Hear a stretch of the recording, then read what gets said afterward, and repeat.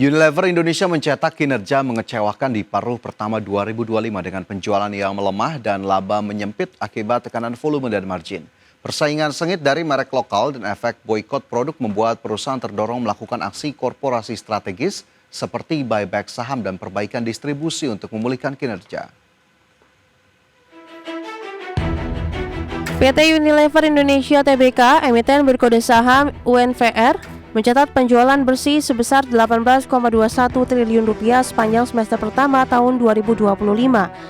Turun sekitar 4,4% dibandingkan periode yang sama tahun lalu. Penurunan ini mencerminkan pertumbuhan yang tertinggal dari rata-rata industri barang konsumsi cepat yang tumbuh antara 3 hingga 5%. Kinerja kuartal kedua juga mengalami tekanan signifikan dengan penurunan volume penjualan sebesar 6,1% dan laba operasional menyempit hingga laba kuartalan turun 26%. Secara keseluruhan, laba semester 1 2025 hanya mencapai 918 miliar rupiah di kuartal kedua dan 2,2 triliun rupiah sepanjang periode 6 bulan. Persaingan dari merek global yang semakin kuat ditambah aksi boikot terhadap produk global seperti Unilever dampaknya masih terasa kuat akibat sentimen geopolitik di Indonesia selama 2024 dan 2025. Unilever Indonesia merencanakan pembelian kembali saham senilai 2 triliun rupiah antara Juli hingga Oktober 2025 sebagai upaya mendukung sentimen pasar. Selain itu, perusahaan telah melakukan perubahan distribusi, branding, dan penyesuaian harga untuk mengembalikan pangsa pasar serta margin laba dalam 6 bulan mendatang. Tim Liputan, IDEX Channel. Mr. DIY Indonesia mencetak pendapatan semester 1 tahun 2025 sebesar 3,7 triliun rupiah, naik 16,5% year on year, namun laba bersih turun 5% menjadi 507,4 miliar rupiah karena biaya strategis ekspansi. Penurunan laba bersih terjadi akibat sejumlah inisiatif ekspansi yang menyerap biaya strategis jangka panjang. Pada semester 1 tahun 2025, PT Daya Inti Guna Yasa Emiten berkode saham MDIY mencatat pendapatan konsolidasi sebesar 3,7 triliun rupiah, naik 16,5% secara tahunan, dengan volume transaksi mencapai 47,6 juta transaksi sebagai dampak ekspansi jaringannya ke lebih banyak lokasi di Indonesia. Margin laba kotor juga menguat menjadi 55,9%, mencerminkan efisiensi operasional yang terus ditingkatkan. Meski pendapatan meningkat, laba bersih konsolidasi justru mengalami penurunan sebesar 5% menjadi 507,4 miliar rupiah dari 534,2 miliar rupiah pada periode yang sama tahun sebelumnya. Akibat sejumlah inisiatif ekspansi yang menyerap biaya strategis jangka panjang. Perusahaan menambah 128 toko baru sepanjang kuartal 1 tahun 2025, menjadikan total jumlah toko mencapai 1086 unit di seluruh Indonesia hingga Juni 2025. Arus kas operasional meningkat 167% menjadi 533 miliar rupiah dengan rasio gearing sehat di 0,4 kali, menunjukkan struktur keuangan yang kuat untuk mendukung ekspansi lanjutan. Dengan jaringan toko yang terus meluas dan permintaan konsumen yang tinggi terhadap produk rumah tangga value for money, prospek Mr. DIY tetap cerah. Namun resiko seperti ketergantungan pasokan SKU dan potensi volatilitas di pasar tier 2,3 menjadi tantangan yang perlu diantisipasi oleh manajemen. Tim Liputan, IDEX Channel. Pendapatan PT TBS Energi Utama Tbk atau TOBA dari segmen energi hijau melonjak 440% pada semester 1 2025. Lonjakan ini menjadi sinyal keberhasilan transformasi bisnis dari batubara menuju perusahaan berbasis keberlanjutan. Pendapatan PT TBS Energi Utama Tbk atau TOBA dari segmen energi hijau melonjak 440% pada semester 1 2025. Di mana dalam 2 tahun terakhir TOBA mengalihkan fokus ke sektor masa depan seperti kendaraan listrik, energi baru terbarukan, dan pengelolaan limbah menjadi sumber energi. Di segmen kendaraan listrik, TOBA hadir lewat merek Elektrum hasil kerjasama dengan Gojek sejak 2021 dilengkapi infrastruktur penukaran baterai. Sementara di sektor EBT, TOBA mengoperasikan PLTM 6 MW di Lampung sejak Januari 2025 dan tengah membangun PLTS 46 MWP di Batam. Untuk limbah, TOBA mengakuisisi Ames, Ara Environmental, serta Semcop Environment pada 2023 hingga 2025, memperluas jangkauan ke 15 provinsi dan pasar Singapura. Dari sisi pendapatan pengelolaan limbah TOBA naik 831% year on year menjadi 59,6 juta dolar Amerika, sementara penjualan dan sewa kendaraan listrik tumbuh 13% menjadi 3,4 juta US dollar. Namun secara total pendapatan konsolidasi turun 31% year on year menjadi 172,2 juta US dollar akibat harga batu bara melemah.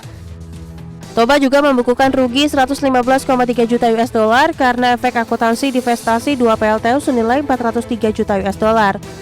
Adapun analis menilai Toba siap menjadi pemain utama nasional dan regional di pengelolaan limbah. Berbagai sumber, IDEX Channel. Pemirsa, nilai kapitalisasi pasar modal domestik terus tumbuh di tengah situasi global yang masih belum pasti. Kepala Eksekutif Pengawas Pasar Modal OJK yakin stabilitas pasar keuangan tetap terjaga meski tetap dibayangi capital outflow. Bursa Efek Indonesia mencatat rekor baru dalam sejarah pasar modal domestik. Tercatat nilai kapitalisasi pasar saham menyentuh level tertinggi sepanjang masa selama 3 hari berturut-turut pada Juli 2025. Dengan puncaknya terjadi pada 29 Juli sebesar 13.700 triliun rupiah. Hal ini mencerminkan kekuatan pasar di tengah dinamika global dan domestik.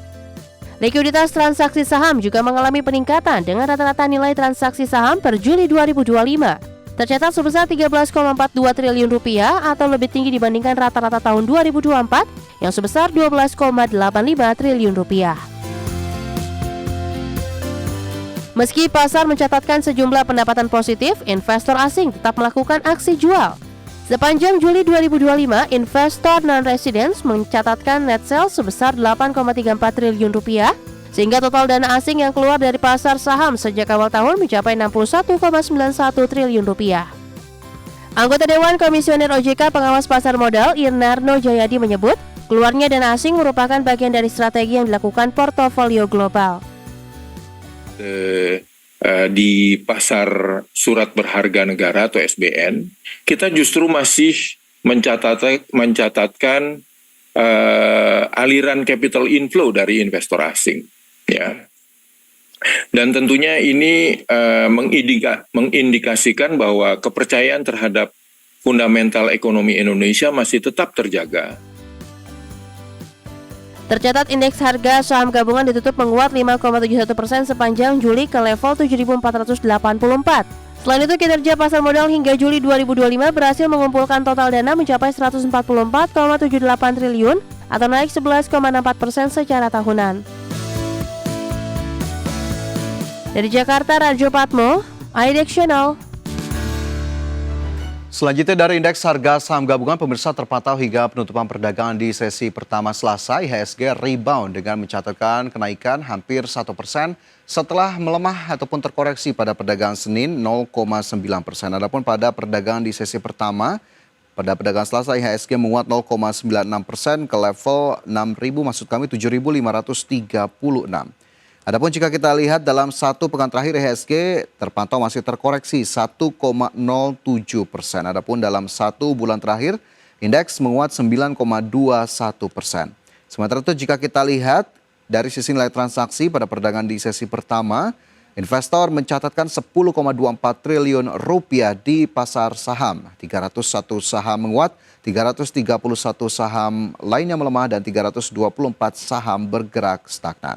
Penguatan dari indeks harga saham gabungan ditopang oleh sejumlah saham-saham big caps dan untuk lebih lengkap kita cermati dari saham-saham yang masuk dalam kategori top gainers pada perdagangan di sesi pertama pada perdagangan Selasa.